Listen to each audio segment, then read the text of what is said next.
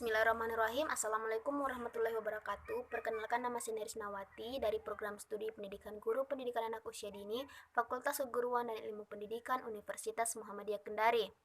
Dalam video ini, saya akan memaparkan materi mengenai model-model pengembangan kurikulum PAUD. Adapun pembahasannya, yang pertama, pilar pengembangan kurikulum PAUD, yang kedua, pendekatan dalam pengembangan kurikulum, yang ketiga, prinsip pengembangan kurikulum, dan yang keempat, model pembelajaran anak usia dini. Baiklah, langsung saja kita ke pembahasan yang pertama, yaitu pilar pengembangan kurikulum PAUD. Pengembangan kurikulum anak usia dini hendaknya dikembangkan berdasarkan 3 pilar, yaitu penataan lingkungan di dalam dan di luar kelas, yang kedua, kegiatan bermain dan alat permainan edukatif, dan yang ketiga, interaksi yang ditunjukkan oleh guru dan anak serta orang-orang yang terdapat di lembaga pendidikan tersebut. Ketiga pilar ini perlu dikembangkan agar kedepannya strategi pembelajaran dapat berjalan dengan lancar. Berikutnya kita membahas tentang pendekatan dalam pengembangan kurikulum. Adapun pendekatan dalam pengembangan kurikulum pendidikan anak usia dini, yang pertama, pendekatan tematik, yaitu merupakan suatu strategi pembelajaran yang melibatkan beberapa bidang pengembangan untuk memberikan pengalaman yang bermakna pada anak. Yang kedua, pusat kegiatan belajar. Pusat kegiatan belajar pada pembelajaran yang berpusat pada anak dibangun atas dasar bahwa setiap anak memiliki modalitas, gaya belajar, dan minat yang berbeda terhadap pengetahuan yang ingin diketahuinya. Yang ketiga, pengelolaan kelas berpindah. Pengelolaan kelas merupakan pengaturan terhadap kegiatan yang dilakukan oleh guru, baik di dalam ruangan maupun di luar ruangan, dalam rangka melancarkan proses belajar dan pembelajaran pada anak. Adapun hal yang perlu diperhatikan oleh guru dalam pengelolaan kelas, salah satunya ialah mencegah dan mengurangi tingkah laku dan masalah-masalah pengelolaan. Berikutnya kita membahas tentang prinsip pengembangan kurikulum. Pengembangan kurikulum hendaknya memperhatikan beberapa prinsip. Yang pertama, relevansi. Kurikulum anak usia dini harus relevan dengan kebutuhan dan perkembangan anak secara individu. Yang kedua, adaptasi. Kurikulum anak usia dini harus memperhatikan dan mengadaptasi perubahan psikologis, iptek, dan seni. Yang ketiga, kontinuitas. Maksud saya kontinuitas. Kurikulum anak usia dini harus disusun berkelanjutan antara satu tahapan perkembangan ke tahapan berikutnya, dalam rangka mempersiapkan anak memasuki pendidikan selanjutnya. Yang keempat, fleksibilitas. Kurikulum anak usia dini harus dipahami, dipergunakan, dan dikembangkan secara fleksibel sesuai dengan keunikan dan kebutuhan anak serta kondisi lembaga penyelenggara.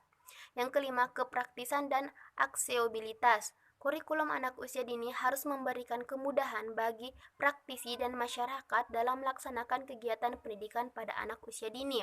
Yang keenam, kelayakan. Kurikulum anak usia dini harus menunjukkan kelayakan dan keberpihakan pada anak usia dini. Yang ketujuh atau yang terakhir, kurikulum akuntabilitas. Akuntabilitas yaitu kurikulum anak usia dini harus dipertanggungjawabkan pada masyarakat sebagai pengguna jasa pendidikan anak usia dini. Yang terakhir, kita membahas mengenai model pembelajaran anak usia dini. Terdapat berbagai model pembelajaran anak usia dini yang dapat dipilih sesuai dengan situasi dan kondisi yang berbeda. Yang pertama, model kelas berpusat pada anak. Tujuan menggunakan model kelas berpusat pada anak yaitu untuk mengembangkan seluruh aspek perkembangan anak. Yang kedua, memberikan kesempatan kepada anak untuk menggali seluruh potensi yang dimilikinya. Dan yang ketiga, memberikan kesempatan pada anak untuk mengembangkan kemampuannya melalui berbagai pendekatan kecerdasan yang dimilikinya. Yang kedua, model keterampilan hidup.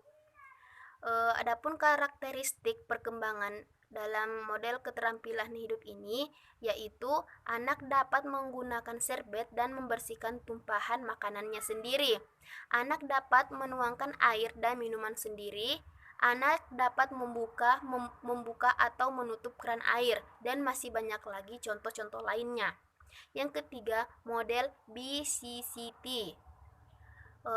Model BCCT ini adalah suatu metode atau pendekatan dalam penyelenggaraan pendidikan anak usia dini dan merupakan perpaduan antara teori dan pengalaman praktik. Adapun ciri-ciri dari model ini yaitu pembelajaran berpusat pada anak, yang kedua, menempatkan setting lingkungan main sebagai pijakan awal yang penting, dan yang ketiga, memberikan dukungan kepada anak untuk aktif, kreatif, dan berani mengambil keputusan. Yang keempat, model bermain kreatif berbasis kecerdasan jamak. Bermain kreatif adalah kegiatan bermain yang memberikan kebebasan pada anak untuk berimajinasi, bereksplorasi, dan menciptakan suatu bentuk kreativitas yang unik. Adapun ciri model kreatif ini, salah satunya ialah fase berpikir kreatif, yaitu persiapan, inkubasi, iluminasi, dan verifikasi. Dan yang kelima, model stimulasi OWD atau observasi, eksplorasi, dan dikembangkan. Model stimulasi OWD ini memiliki 3 langkah utama, yaitu observasi adalah kegiatan yang dilakukan oleh stimulator dalam rangka mengamati semua perilaku yang muncul dari anak sebagai perwujudan dari potensi bawaan yang dimilikinya. Yang kedua, eksplorasi adalah kegiatan yang dilakukan oleh stimulator dalam rangka menggali sebanyak-banyaknya perilaku yang muncul dari anak agar semua potensi yang tersembunyi dapat segera muncul sesuai dengan masa peka yang ditunjukkan oleh masing-masing anak. Dan yang ketiga, dikembangkan. Dikembangkan adalah kegiatan yang dilakukan oleh stimulator dalam rangka mengoptimalkan potensi yang muncul sesuai dengan tahapan dan karakteristik perkembangan anak pada saat itu.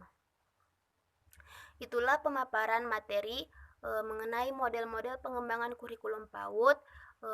Kurang dan lebihnya mohon dimaafkan. Saya tutup dengan ucapan billahi fi sabilil haq fastabiqul khairat. Wassalamualaikum warahmatullahi wabarakatuh.